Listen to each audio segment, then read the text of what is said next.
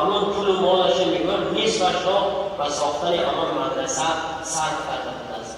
یعنی از این قسم معلوم می شود که عزیزان گرامی پول و چیزهایی که به ما و شما هست در گمان است که از آن ما هست یا نه.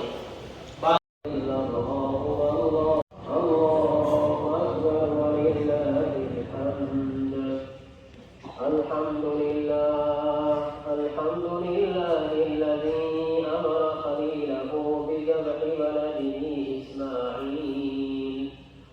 الله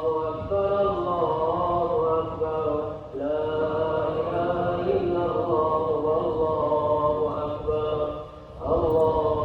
أكبر ولله الحمد. وقال إبراهيم لابنه يا بني إني أرى في المنام أني أذبحك.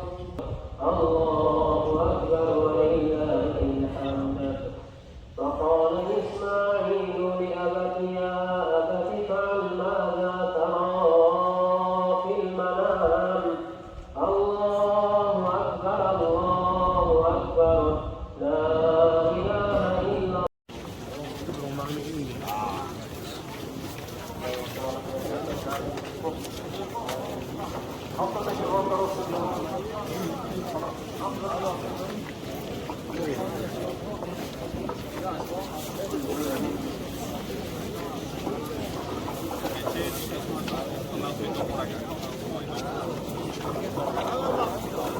Gidiyor nereye?